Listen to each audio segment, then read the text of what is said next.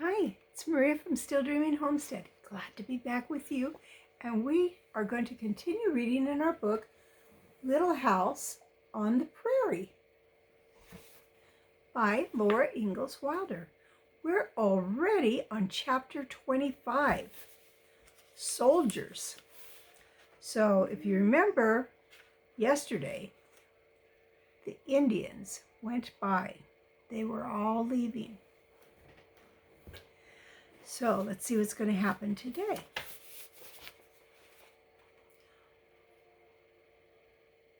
Let me see if I can do this. There they were, out working, raking. Looked like paws, plowing. After the Indians had gone, a great peace settled on the prairie, and one morning the whole land was green. When did that grass grow?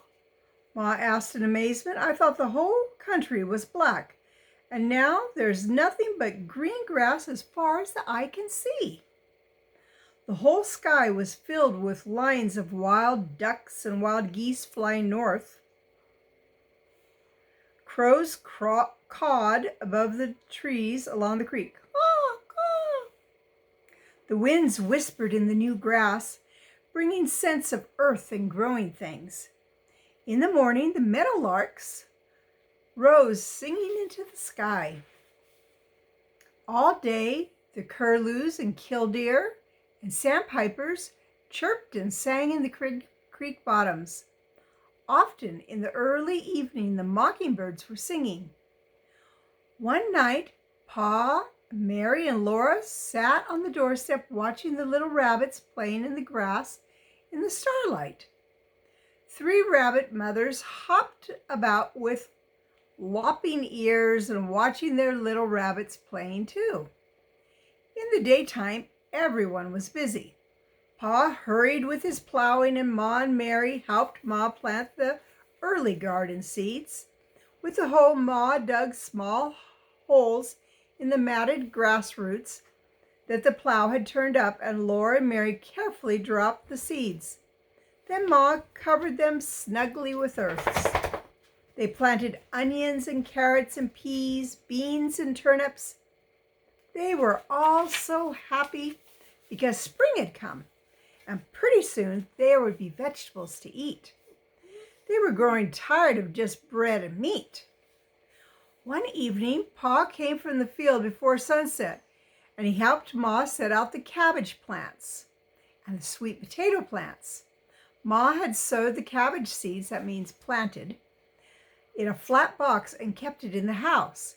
She watered it carefully and carried it every day from the morning sunshine to the afternoon sunshine that came through the windows. And she had saved one of the Christmas sweet potatoes and planted it in another box. The cabbage seeds were now little gray-green plants, and the sweet potato had sent up a stem and green leaves from every one of its eyes. Pa and Ma took each tiny plant very carefully and settled its roots comfortably in holes made for them. They watered the roots and pressed earth upon them firmly. Earth is another way of saying dirt. It was dark before the last plant was in its place, and Pa and Ma were tired. They were glad too, because this year they'd have cabbages and sweet potatoes. Every day, they all looked at the garden. It was rough and grassy because it was made with prairie sod, but all the tiny plants were growing. Little crumpled leaves of peas came up, and tiny spears of onions. The beans themselves popped out of the ground, but it was a little yellow bean stem coiled like a spring that pushed them up.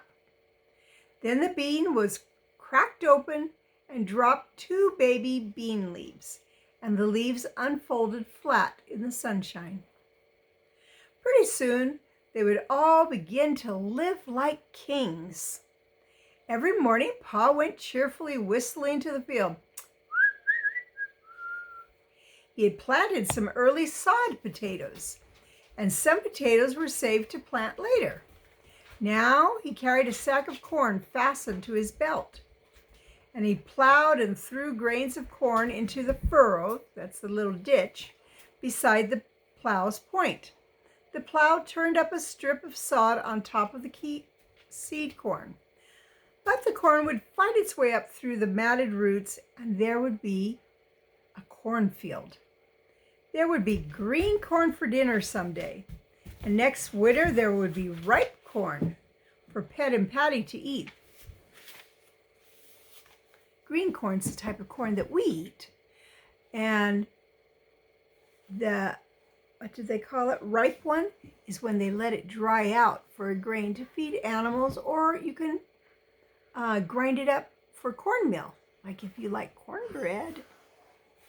One morning, Mary and Laura were washing the dishes and Ma was making the beds. She was humming softly to herself, and Laura and Mary were talking about the garden. Laura liked peas best of all, and Mary liked beans. Suddenly, they heard Pa's voice loud and angry. Ma went quietly to the door, and Laura and Mary peeped out on either side of her. Pa was driving Pet and Patty from the field, dragging the plow behind them. Mr. Scott and Mr. Edwards were with Pa, and Mr. Scott was talking earnestly. "No, Scott," Pa answered. "I'll not stay here to be taken away by the soldiers like an outlaw.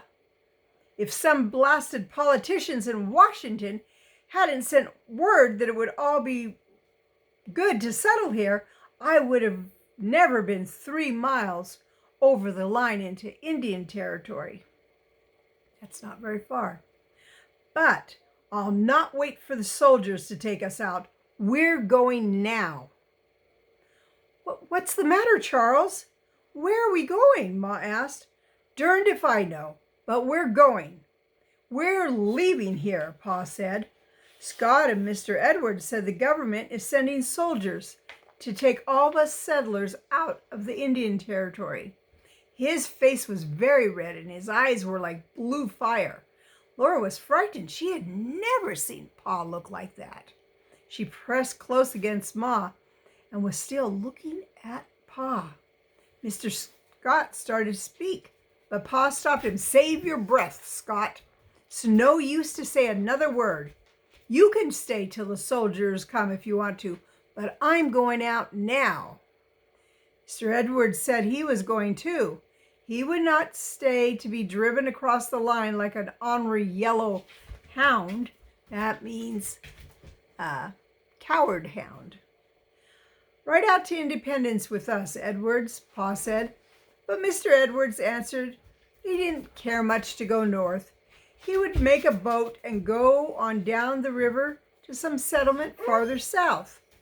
"Better come along with us," Pa urged him, "and go through on foot through the Missouri. It's a risky trip, one man in a boat, going down the Vergeese River among the wild Indian tribes." But Mr. Edwards said he'd already seen Missouri, and he had plenty of powder and lead. Then Pa told Mr. Scott to take the cow and the calf. "We can't take them with us," Pa said.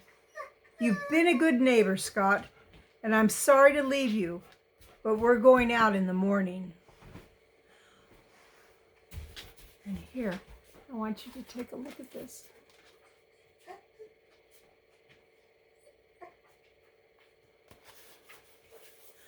Laura had heard all this, but she had not believed it until... Sorry, my dog almost knocked over the whole camera. But she had not believed it until she saw Mr. Scott leading away the cow. The gentle cow went meekly away with the rope around her long horns. Sorry, we got this all cattywampus.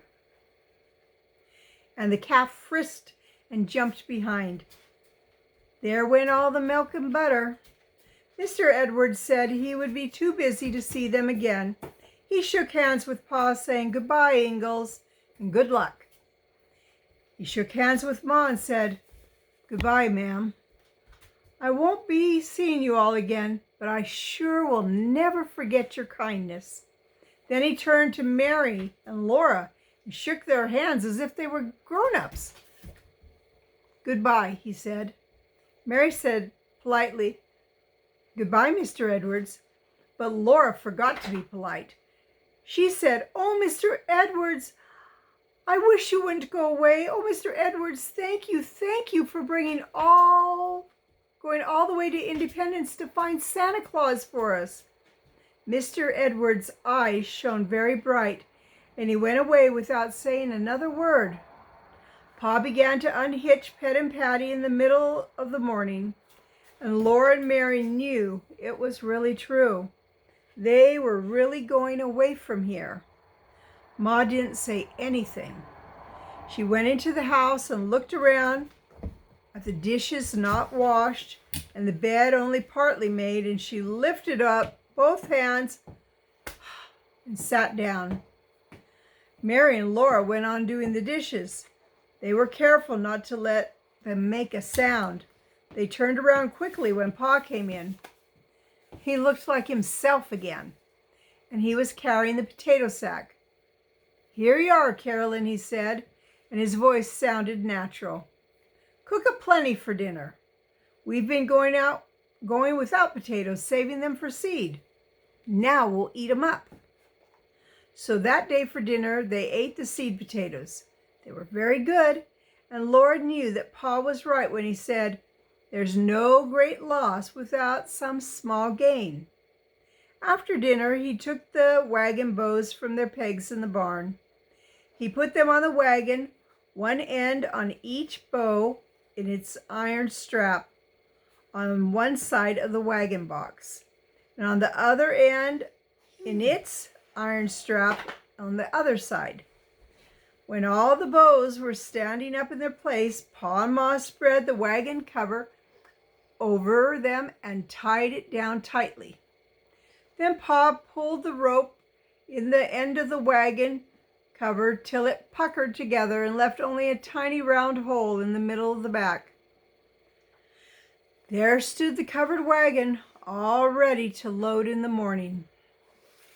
Everyone was quiet that morning. Even Jack felt that something was wrong. He lay down close to Laura when she was in bed.